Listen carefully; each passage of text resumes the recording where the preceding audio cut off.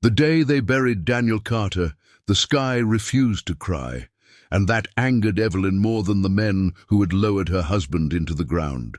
The town of Red Hollow stood silent under a wide, merciless blue sky, whispering rumors behind gloved hands.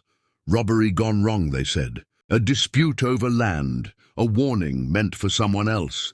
But Evelyn knew the truth lived somewhere darker. Daniel had been an honest rancher, stubborn but kind. The kind of man who would lend his last dollar and ride through a storm to rescue a stranded stranger. Honest men did not die with fear frozen in their eyes unless someone wanted them silenced.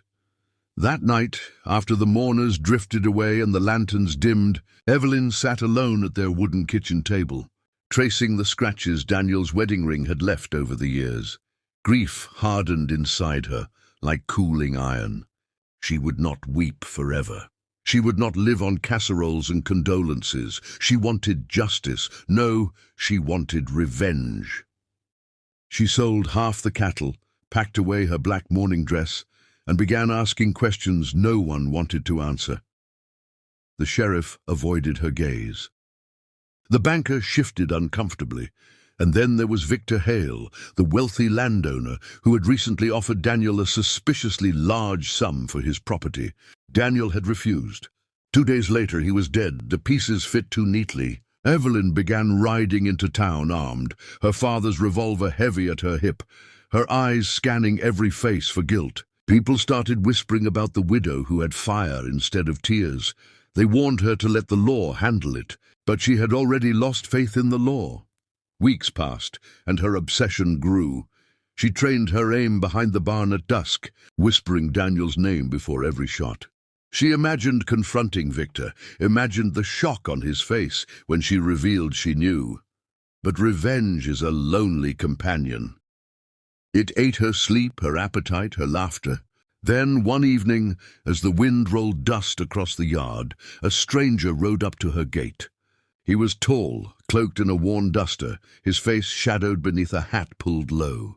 He did not look like trouble, but he did not look harmless either.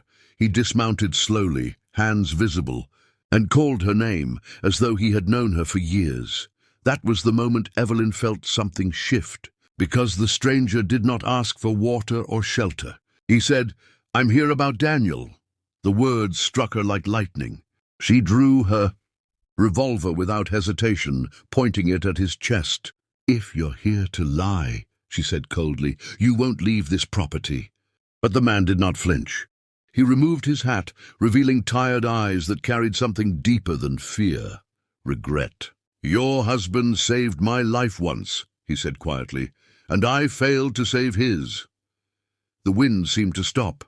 Evelyn's grip tightened, her heart hammering. He told her his name was Samuel Reed, a former bounty hunter who had been tracking a ruthless gang passing through the territory. Daniel had helped him after an ambush, hiding him in the barn while gunmen searched the area. Samuel had warned Daniel the gang's leader had powerful connections. Men like Victor Hale.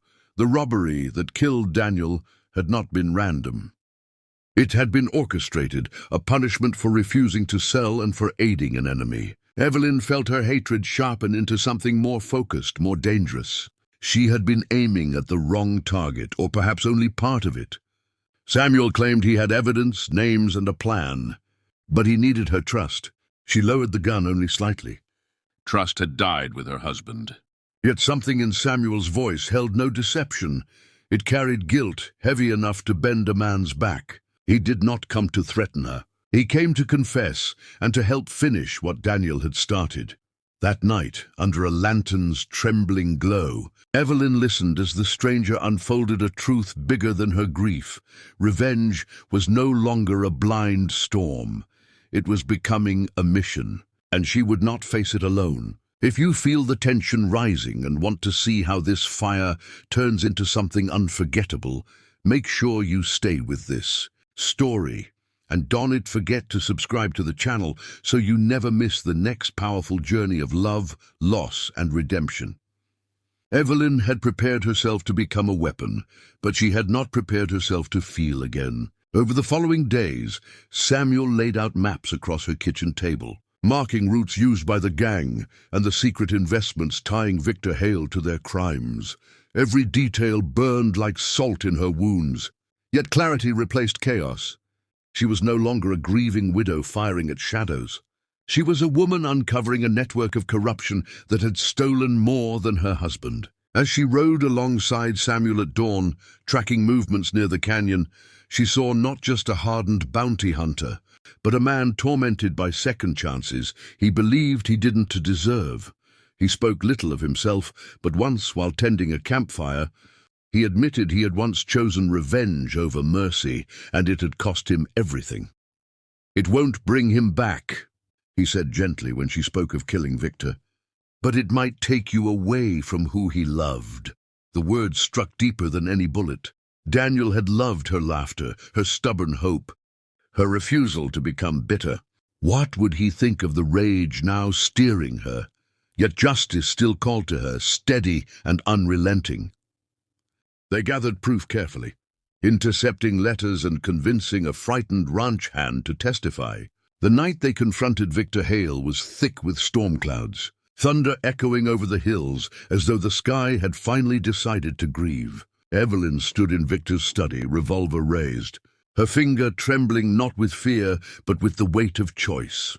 Samuel stood at her side, silent but ready. Victor's arrogance cracked as the evidence spilled across his desk. He sneered, denying everything, until Samuel revealed the final ledger, signed and sealed. The room fell silent, except for rain striking the windows. Evelyn stepped closer, seeing not a mastermind but a frightened man clinging to power. She thought of Daniel's steady hands, of the warmth of his embrace, of the future stolen from them. Revenge whispered to pull the trigger. Justice whispered to let the truth destroy him instead. In that suspended heartbeat, she understood something that changed everything. Killing Victor would satisfy her fury, but exposing him would honor Daniel. Slowly, painfully, she lowered the gun. Samuel stepped forward and bound Victor for the arriving federal marshals he had secretly alerted. As they rode away under gray dawn skies, Evelyn felt something unexpected, relief. Not because her husband's death no longer hurt, but because she had refused to let hatred define the rest of her life. Weeks later, Red Hollow buzzed with the news of Victor Hale's arrest and the dismantling of the gang's operation. Evelyn reopened the ranch fully, hiring workers who had once feared crossing Victor. She planted new crops where bitterness once grew. And Samuel, he stayed, not as a savior, not as a replacement, but as a man seeking redemption beside a woman rediscovering strength. One evening, as golden light spilled across the fields, Evelyn stood at Daniel's grave and whispered that she had chosen justice over revenge. The wind answered softly, and for the first time since that merciless blue day, she felt peace settle in her bones. The man who had come seeking forgiveness had not erased her pain, but he had changed her path. Revenge would have ended her story in darkness. Mercy, courage, and truth gave it a new beginning. And sometimes the greatest victory is not pulling the trigger, but having the strength not to. If this story touched your heart and reminded you that even in loss there is power, be sure to subscribe to the channel for more unforgettable stories of resilience, love, and transformation.